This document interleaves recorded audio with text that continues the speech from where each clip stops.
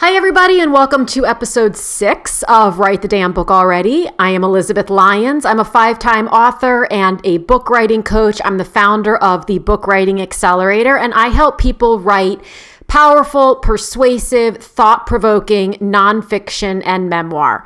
What I wanted to talk about today is the concept of a best-selling book. It's all the rage, and I know it's what so many of you want to write. And I want to offer an alternative to your thinking in this way.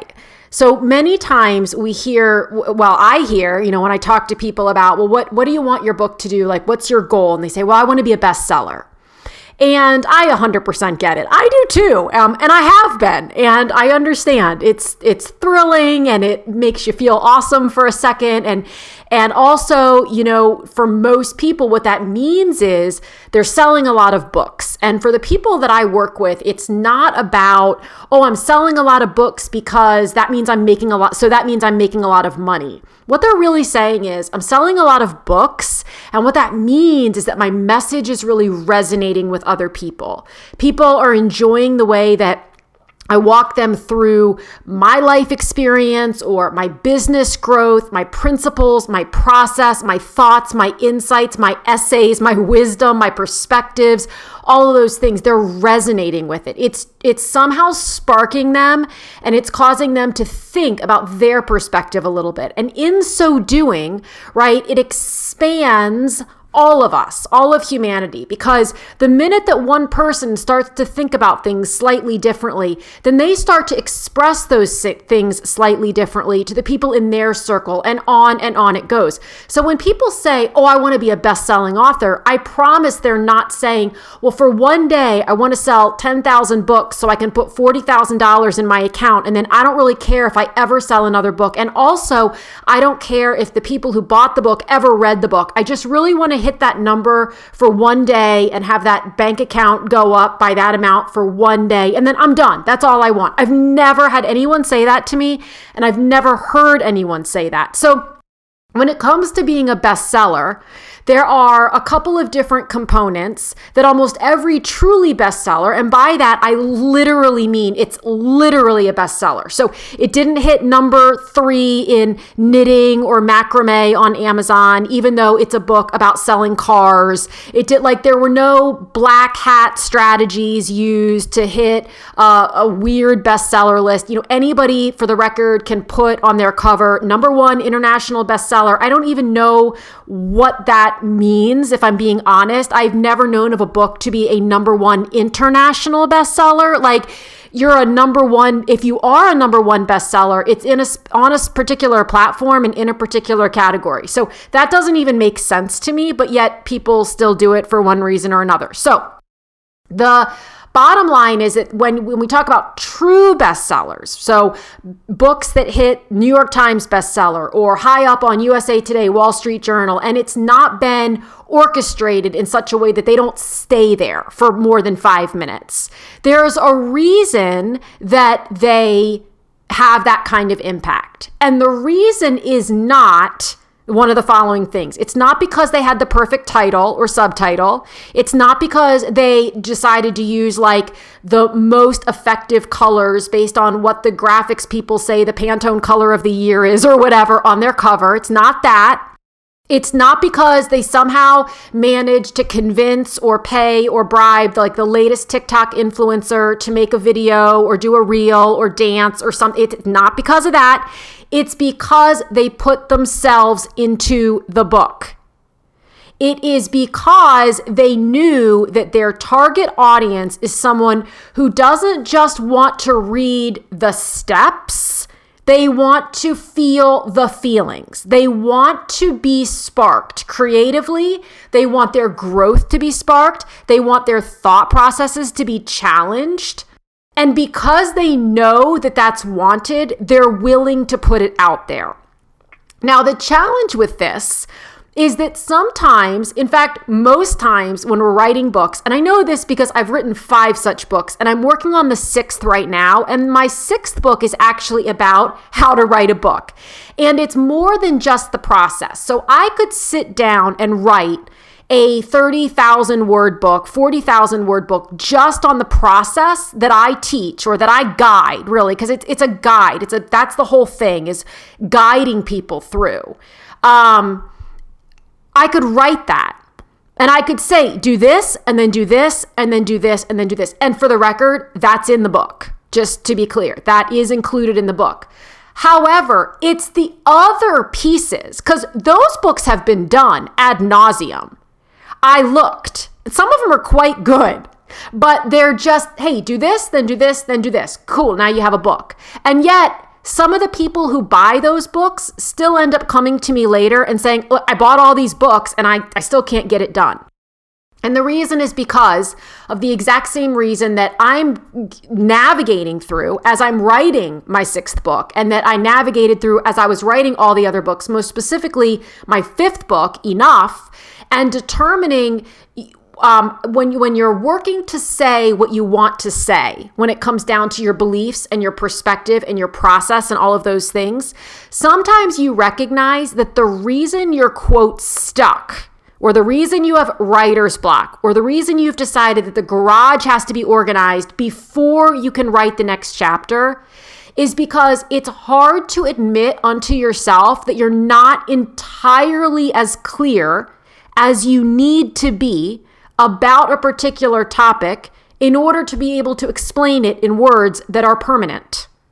So if you're with someone, or you're on a stage, or you're on the news, or you're at a coffee shop or whatever, and someone asks you a question that you don't have full clarity on the answer yet, it is pretty easy, especially if you're used to doing it, to deflect a little bit. And we hear people do this all the time, where they don't answer the question that was asked. They answer sort of like a different question, or they come around the back door and they answer the question. And in many cases, that's because either A, they don't want to talk about it, which is perfectly valid, I might add, or B, they're like, oh God, I don't know. Like, I'm not 100% sure. And so what happens when we're writing the book many times is we get stuck in that I don't know. And then what happens is we convince ourselves that because we're stuck in the I don't know, that we're not enough of an expert on our own journey to be writing about it yet. So this is what's said. I'll get back to it when. As soon as I figure this thing out, I'll get back to it. As soon as I can process this experience, I'll come back to it. And that sometimes that happens, right? Sometimes you get through it, and 3 months later, 4 months later, 6 months later, you come back to it, and there you go, until you get to chapter 8 and you find yourself in the same boat.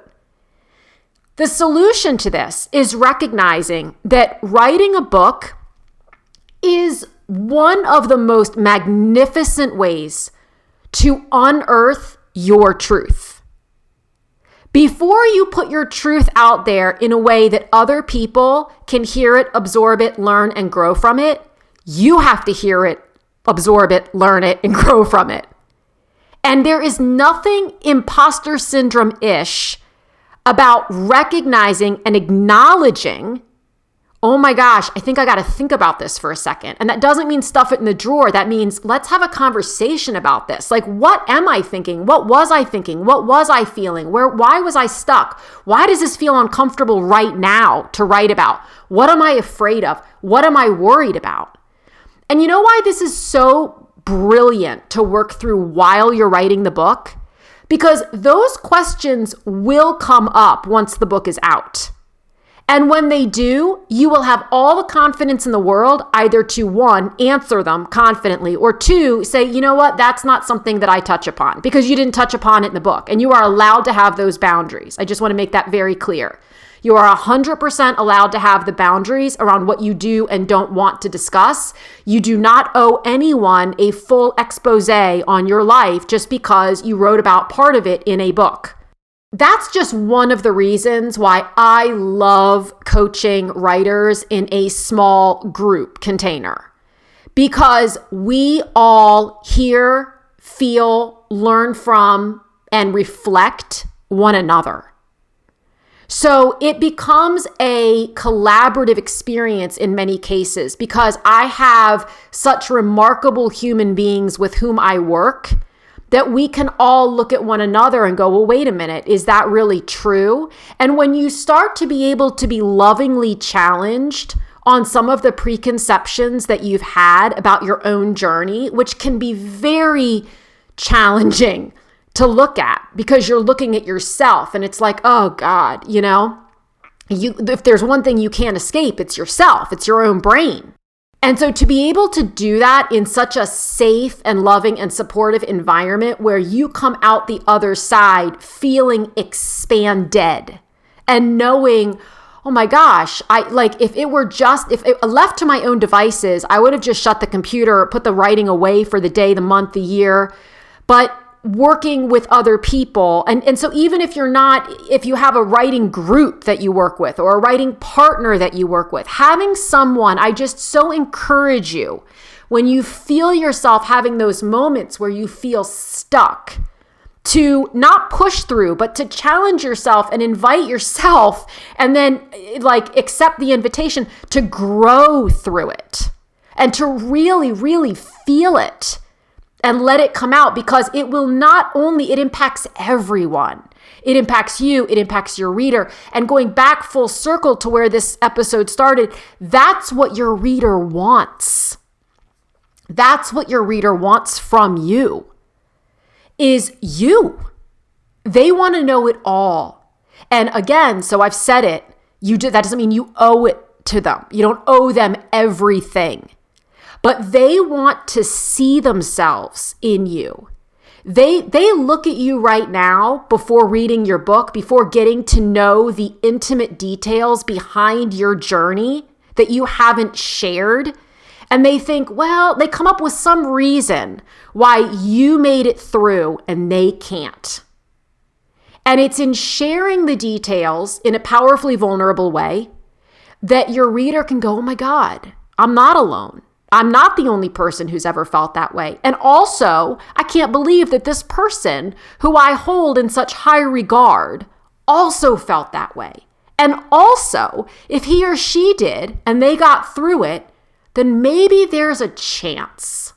Maybe there's a chance that I can get through it too. Oh, and I had this notion that they found their success in 4.2 months. And I've been at this for, 11 months. And now I learned that it actually took them 24 months. So I can breathe. I'm not behind. I'm not doing anything wrong. I'm not late to the party. I'm right on time. Because I didn't know. And now, thanks to their honesty, thanks to their vulnerability, their powerful vulnerability, now I know that I was mistaken in my assumptions. And that's what creates a level of connection and rapport that has no price tag.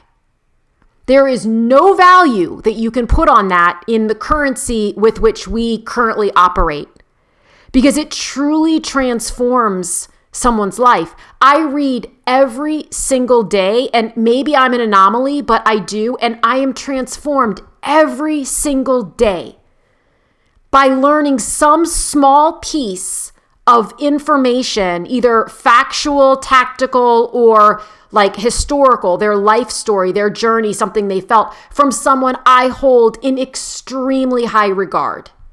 And sometimes I don't hold them in high regard because the world holds them in high regard. I hold them in high regard because they just did the damn thing, whatever the damn thing is. And then they wrote about it. But they didn't just whip it out in a weekend to be able to say, oh my God, I wrote a book, go buy it. It's $4.99. I'm just looking to fill the coffers and I just want to be able to slap #1 international bestseller on the cover because I think that's going to take me to the moon. It's not going to take you to the moon, and it's not going to take anybody else to the moon. The way anybody goes to the moon, and I'm sorry I've hitched my whatever to the moon here, but the way that you do it is by your growth propels their growth, and then you surrender to it. And what comes from it comes from it. And of course, you continue to take action and all these things. And this is exactly what I wrote about in Enough. It's the balance of execution and surrender, the balance of what and how and when and doing, and then just being. And it's critical. And I don't think that we talk about it enough. And I think we're talking about it more. But in the book writing space, what we don't talk about enough is the internal shift that writing a truly powerful, truly best-selling book has on you and has on your reader. And the reason it has the impact on the reader is because it had it on you. If you sit down and just whip something out in 3 hours or 3 days and you don't put your heart into it, your reader will not feel that heart. There will not be a heart connection. There will be no communion. There will be no transfer of that kind of energy. And that's what people are craving. Not all people, but if you're listening to this, I'm betting you're one of those people.